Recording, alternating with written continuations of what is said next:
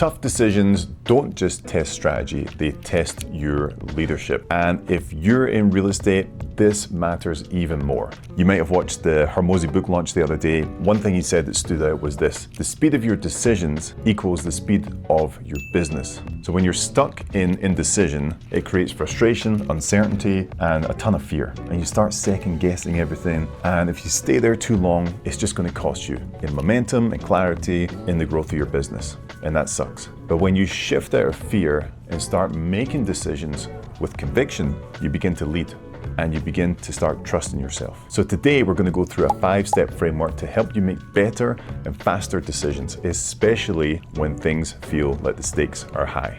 So we start with this one question: what would your mentor or your hero say? Think about people that you look up to. Could be a coach, a leader, a mentor, an author, a podcaster. Ask yourself, what would they tell me to do here? What would they say? 2016 study in psychology found that using an advisory mindset and imagining what advice you'd give a friend actually helps you make clearer, more rational choices. So if someone came to you with the same question, the same decision, what advice would you give them? By channeling a mentor or a coach that you're tapping into, you're really like evolving into a higher version of yourself, one that's grounded in values and not fear. If we just leave it to ourselves, we're just going to keep on working in that scarcity mindset and not making decisions. If you think about Michael Jordan in the locker room during the finals of an NBA, right? If a teammate hesitates, what's Jordan going to say? He doesn't come in and coddle him and be like, oh, it's going to be okay, don't make the decision. He says, trust the work, take the shot, and live with the result.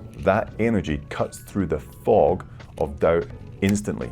So really this is like borrowing someone else's flashlight when yours is out of batteries, because their light shows you the next few steps until your own vision starts to come back. Now, if you want to know how to ask a coach and get advice, I actually have a video showing you how to build out your own coach inside of ChatGPT using any kind of mentor you want. Could be Tony Robbins, Gary Vee, Alex Hormozi, could be Tom Ferry, whoever. This video right here is going to show you exactly how to build that out in ChatGPT so you can go to them for advice. It's pretty cool if I do say so myself. Go check it out. And that brings us to point number 2, which is a simple question to ask yourself. Will this energize me or drain me? When you look at the decision that you're trying to make or you're trying to figure out, just ask yourself honestly, does this light me up? Does it make me excited? Or does it weigh me down? Does it feel brutal? If the path ahead already feels like it's going to suck the life out of you, you have your answer already. But if it sparks something in you, even if it's going to be hard, you're probably on the right track. You got to trust your gut. Think about in the Matrix when Neo had to pick the red pill or the blue pill.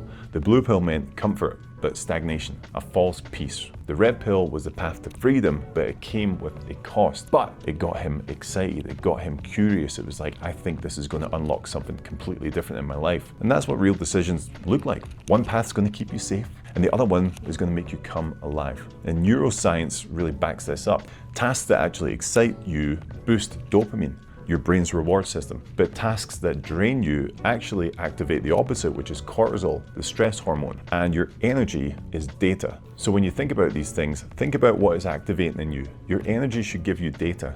You got to pay attention to your gut and pay attention to what's going on in your body. Now let's move to point number 3, which is this: what if quitting is actually the right move?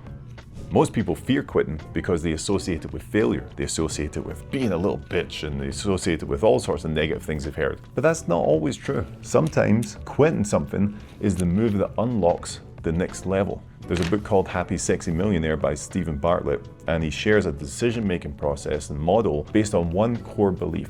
Quitting isn't failure, it's strategy. And this is what this looks like. It starts with this question: why am I thinking about quitting? And there's 2 answers you can go down. Is it because it's hard? Or is it because it sucks?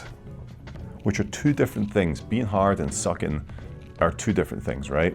So if it sucks, the question is this: do you believe you can make it not suck? Can you get it to a place where it doesn't suck? So it's like the start just really sucks, but can I get through that mud, through that quicksand to make it to a place where it doesn't suck anymore? And if it's hard, the question is this: is the challenge worth the reward?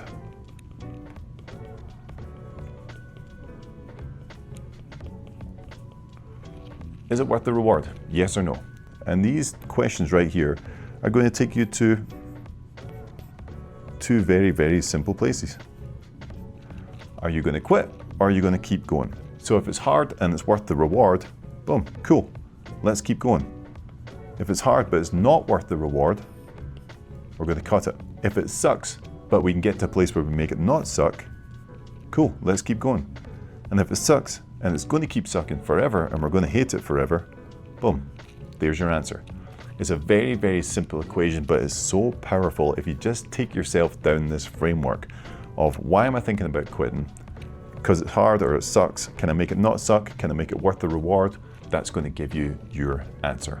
And Harvard Business School found that successful entrepreneurs tend to pivot or quit failing ideas 2 to 3 times faster than those who stay stuck out of pride or of fear or of what will people think about me. If you think about an incredible man, Winston Churchill, before leading Britain in World War II with his big cigar and his hat and everything like that, he had a super long career full of political missteps and mishaps and dead ends. He even quit posts and he even changed parties. Can you imagine doing that these days? He changed parties when they no longer aligned because he was principled and he made decisions. That wasn't weakness. It was pruning. It was clearing the way for the moment that was going to matter most. And that's what quitting is. It's like trimming a tree. You're not killing it, you're helping it grow stronger. There's an incredible book by Mike Michalowicz called The Pumpkin Plan, which talks all about this. That pumpkin farmers who win all these competitions and stuff, it's not because they grow all these different pumpkins at once and then like just pick one. They prune the dead ones off, the bad decisions, the things they need to quit on. They prune it until they grow this big, massive pumpkin. And that takes us to point number 4, or question number 4, which is this: what's the cost of doing nothing? Most people, when they think of things, they only really calculate the risk of taking action, but they never look at the price of just standing still doing nothing.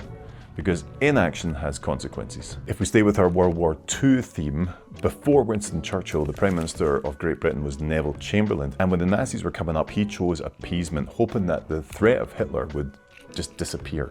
That decision to wait didn't buy peace at all. It escalated the conflict and cost a ton of lives. So history shows this again and again and again. If you delay, it leads to higher stakes. And this is backed up by Cornell University, who show that over time, we regret missed opportunities about twice as much as the mistakes that we make. Psychologists are in on this as well. They call it the inaction inertia. Once you pass on a big moment, you're more likely to keep passing and keep putting things off. And that creates a compound effect of missed chances. Now, our last point, our final thing on number 5 in this framework is this: in 1 year, will I regret not starting this? This is all about future pacing. If you look forward, if you think about the decision you're sitting on right now, a year from now, would you wish it had started? If you think about things in your past, in your business, in your life, there's tons of this always comes up. If I'd gone in on social media marketing this time last year, I would have caught a break. If I had started my open house campaigns, if I had started farming this neighborhood, but now I can't because it's too late because someone else has started doing it. You got to think about future pacing and thinking about these decisions that you're sitting on. We've all had them. We've all thought, man, if I had just pulled the trigger back then, I'd already be on the other side of this and having success in all of this, but now, I'm stuck again. Rocky IV is my favorite Rocky movie. There's a point where he tells his son that the worst thing in life isn't failing, it's not trying and living with the regret of not trying. And that line hits because we've all felt it. And the truth is, a year from now, you'll either have momentum or you'll have whatever. And this is shown over and over and over in psychology, that people underestimate what they can achieve in a year, but they overestimate what they can do in a week. So 1 year of focused action,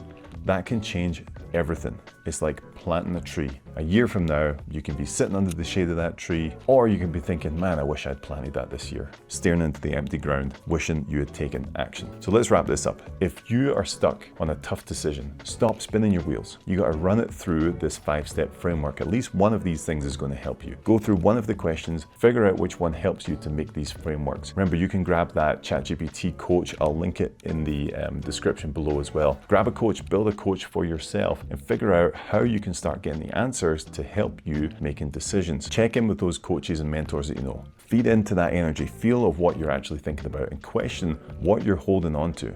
Challenge the cost of inaction and zoom out 1 year from now to see the bigger picture and ask yourself if you can live with that regret. Because when you learn to decide with clarity and confidence, then you can start leading.